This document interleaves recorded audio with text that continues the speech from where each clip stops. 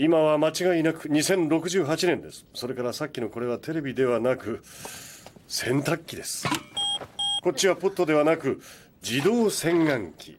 それからこれは電話ではなく体温計です。この丸いところを口に。バカにしないでよ。いきなりそんなこと言われたって信用できる。体温34.5度、脈拍54、血圧40から75。まだ低い。ちょっと。あなたの記憶は携帯電話がこんな形だった時代で止まってるんです。Hi everyone, welcome back to the channel. Nice to see you all again. Today we're going to be starting a new set of 4 videos taken from episode 15 of Cowboy Bebop. So, I think you all know how it works by now, so we're just going to get stuck in. 今は間違いなく2068年です。それからさっきのこれはテレビではなく洗濯機です。今は間違いなく2068年です。それからさっきのこれはテレビではなく洗濯機です。We're going to start off here by looking at something that is fairly humble in a sense in the Japanese, but that is nonetheless quite difficult to translate into English. It's this little expression here, sakki no kore.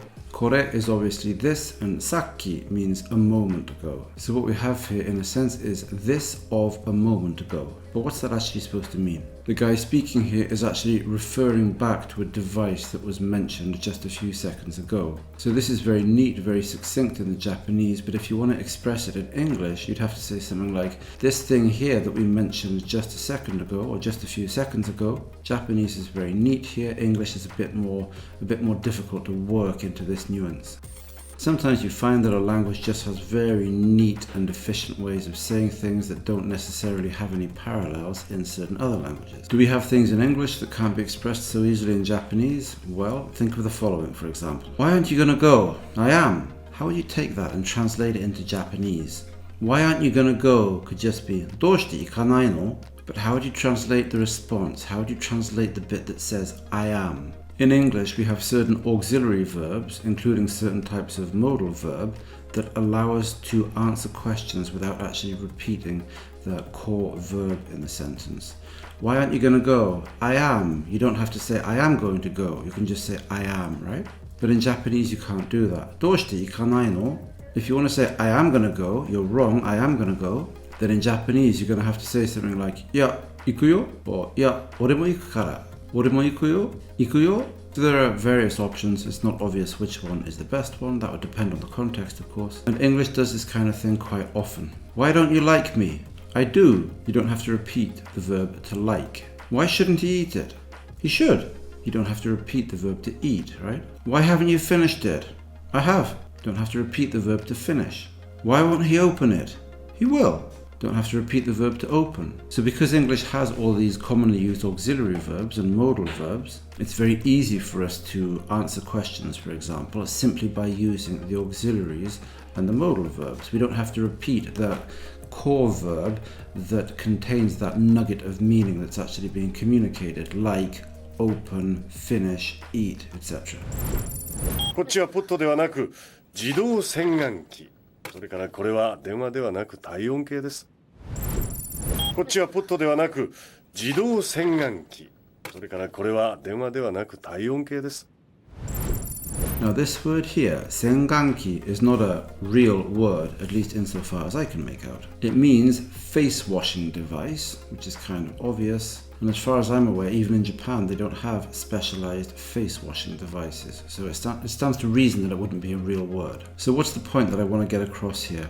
Well, if you take the English face washing device, it obviously derives from the 3 English words face, wash, and device. So that's pretty straightforward. Anyone who understands English should be able to figure out quite easily what that means. The Japanese, on the other hand, is different. The Japanese senganki doesn't derive from the Japanese words for face, wash, or device.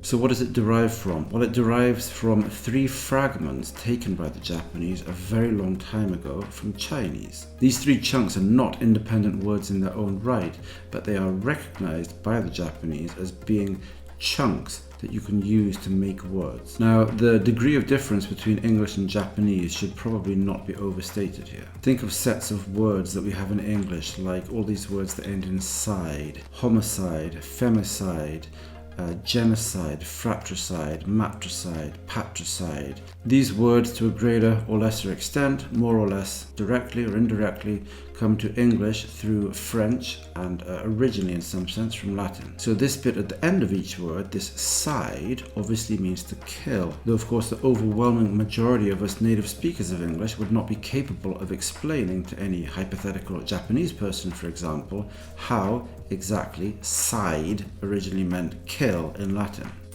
There are two things that make Japanese and English quite different in this regard though. The first thing here is the importance of the Japanese writing system and the function of Chinese characters within that system in reinforcing the Japanese sense that these individual chunks, though not words, are real and substantial and important. The other thing that makes Japanese a bit unusual in my opinion is the fact that so many of these chunks of language are essentially pronounced the same way. If you've been studying Japanese for a while, you'll know that there are certain onyomi, certain Chinese readings of Chinese characters as used in Japanese that are very, very common. Sho, kyo, shu, kyu.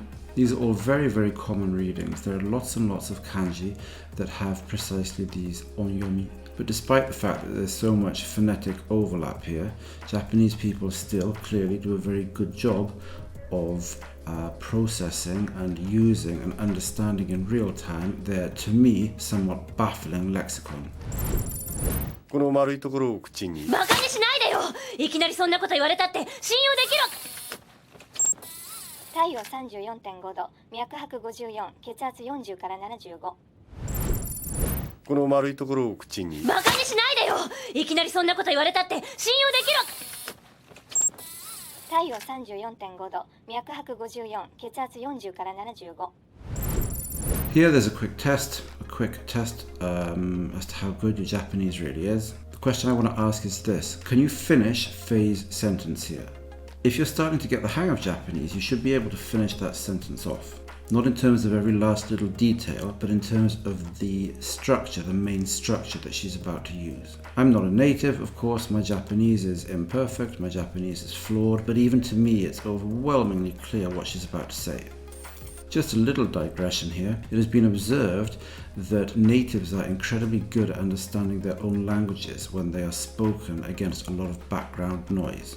So let's say you have a native and a non-native, and that the non-native is at a pretty advanced level. So in the context of a specific given piece of dialogue, the non-native can understand what's being said essentially at the same level as the native, all right?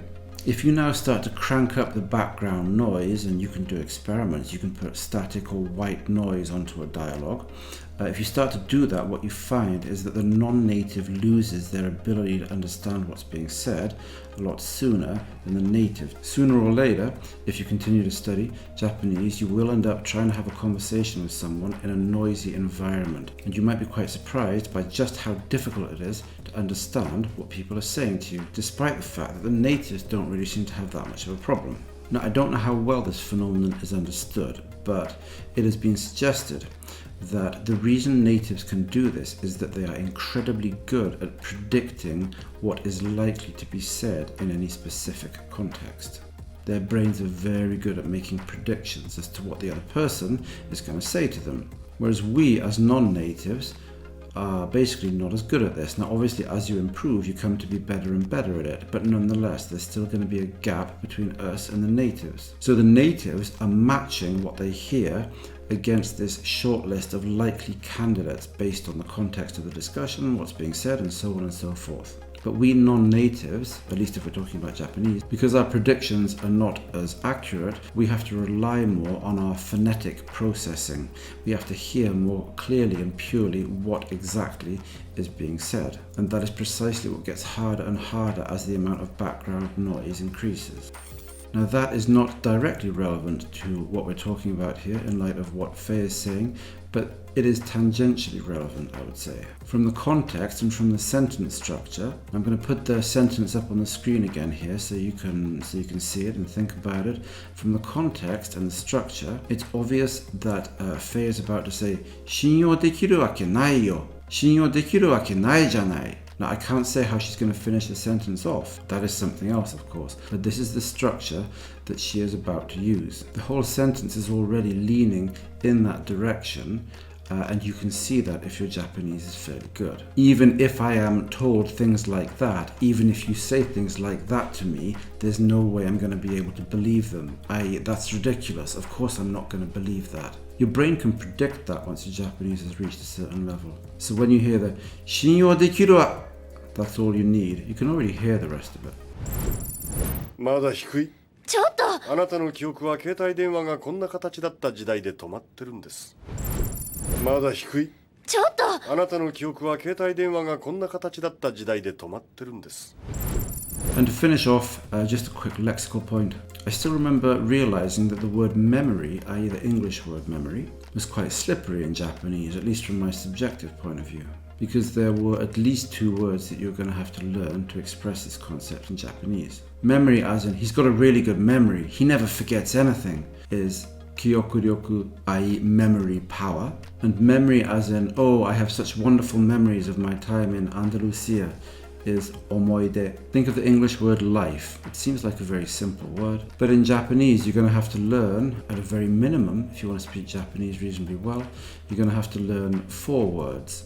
You're going to have to learn seikatsu, jinsei, seimei, and inochi. The point here is that the word life in English actually means very different things, which is why the Japanese will use more than one different word to capture these concepts. And one way or another, you're going to have to acquire all of these different shades of meaning in Japanese. If you say, my life sucks, that's one meaning of the word life. But if a mad scientist says, we're trying to create artificial life in the laboratory, that's quite a different meaning, right? Do you know which is which? Do you know which of these words you use where?